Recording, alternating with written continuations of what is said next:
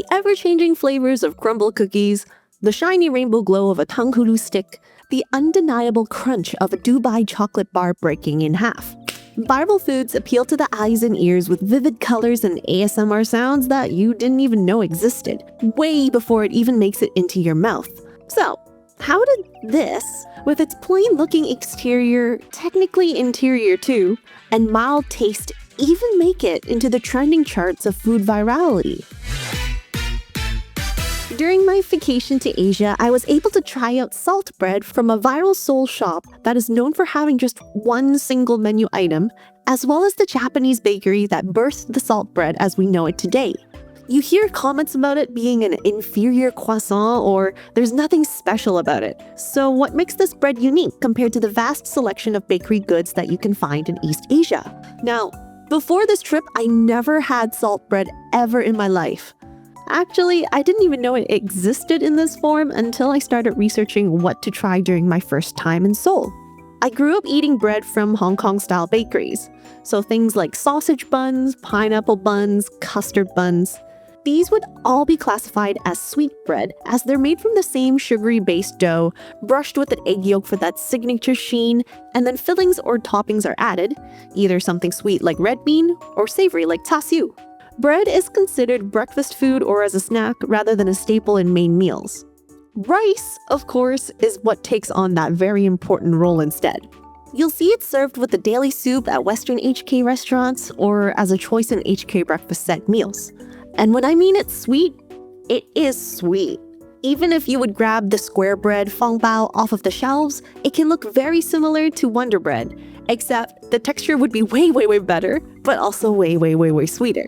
But there's also a version of salt bread that you can get in Hong Kong bakeries. Known as sesame bread rolls, 芝麻豬仔包, or just piggy buns, 豬仔包. These are similar in shape, have no filling, and have a hard or soft shell variation. Also, these are not the same as these piggy buns, which are technically steamed with a filling like custard and served usually at dim sum restaurants. Piggy buns have been around since I was a wee baby, so the concept of salt bread is a tried and true formula. But don't be fooled, as these are very different from the ones that went viral on social media. The supposed origin of the viral salt bread, or Shio Pan in Japanese, comes from a bakery in Ehime Prefecture called Pain Maison in the late 2014s. This bakery is the most famous in the area, and some confidently believe it's the best in Japan. Also, this bread has also been around for a while, but it wasn't until the terrible 2020s that saw a surge in popularity across the world. Like many others trapped at home during the pandemic times, bread making suddenly became the next big thing because everyone just had nothing else to do. While groups of dough enthusiasts decided to make sour babies, the salt bread crew had a simpler recipe to follow along. You don't need fancy equipment to get started, and you don't really need to knead it too much either. Something that I am very familiar with too, as I also became a home baker during that time. I totally didn't give my mother dough a name though. And it was much easier to make than a croissant, which can take hours to get the bread and butter layers folded, and not to mention how difficult it is to get the layers all even and nice. So I think it would be a no-brainer that this type of bread got so popular to try out during lockdown. The salt bread itself has a crunchy base due to the way the butter makes its way to the bottom while baking. And the taste is quite mild with a touch of sweetness in the batter, topped with a sprinkle of coarse salt. Contrary to the name, it's not actually that salty.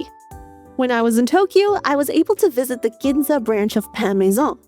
This place was a little bit out of the way to get to from the subway stations, and it's very unassuming until you see the line of people in front.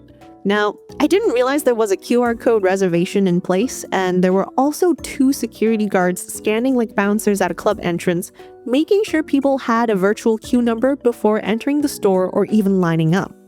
So here's my tip.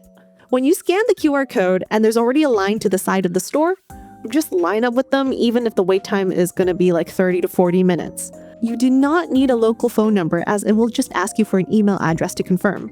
If you decide to come back only when the site tells you to, you would still need to wait in the line before you can get in. It's not like the Disney Fast Pass where you can just show up at the scheduled time and go ahead of the queue.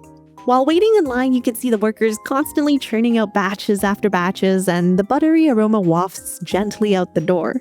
I regret not trying a bite on the spot, as it was chilling in my backpack for the whole day, and I might have accidentally squished the bag while fighting an elevator full of rabid tourists itching to be the first in line for some viral sushi shop. When I finally tasted it back at the hotel, it was as flat as a croissant that went through a waffle iron, and the butter hardened back into its solid state. So there's this dish that you can order in HK breakfast shops called bolo yao, which is just a pineapple bun with a half-inch thick slab of cold butter sandwiched inside. Even as someone who goes to HK cafes often for breakfast, I find that dish to be absolutely vile. So you can guess what my reaction to the cold Shio Pan. It was tough and honestly really hard to get down my food pipe. And I'm not the only one, according to a lot of online reviews. Apparently, the batches are quite inconsistent, so I might have unfortunately gotcha'd at the wrong time at the wrong batch. And it's hard to compare the reviews to the original Ehime branch, as that store sells a larger variety of breads and pastries. And the Ehime store was the one that gained popularity on TV and Japanese social media. For the Ginza store, you'll notice a bunch of Korean reviews on Google.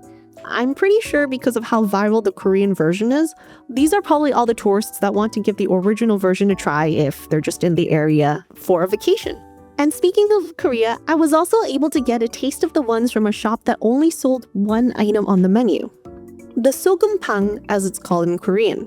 Jaeyeondong Sogeumppang has more than one location, but I went to the one that was tucked away in a labyrinth of small alleyways lined up with really cute cafes in the Jongno district. I didn't know how people can just choose one cafe to go into there. There's like some really cute themed ones, like a teddy bear cafe.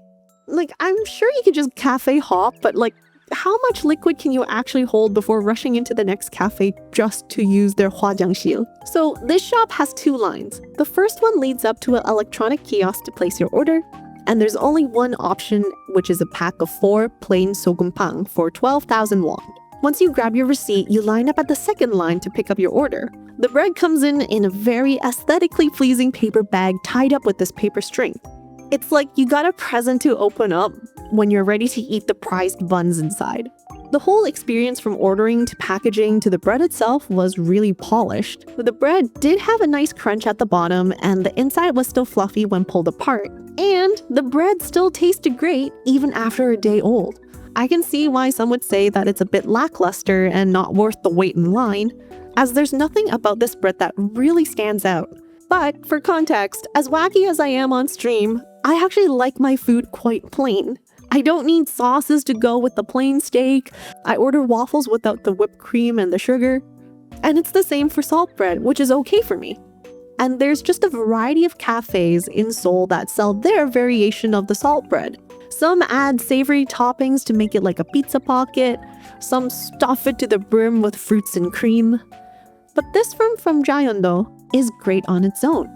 So why did this version go viral in particular? Like I mentioned before, in Korea and other East Asian countries, bread can be considered mostly as a dessert. And if you order garlic bread in Korea, apparently it will have sugar on it. You can also order a block of square bread with the inside carved out to make room for ice cream. Okay, seriously, how do you finish this in one go? This looks big. And there's even more fusion food like cheesecake bread that you can order. So it would be refreshing to see a milder take on bread, as salt bread is much lighter in flavor compared to the other breads that you would see in bakeries.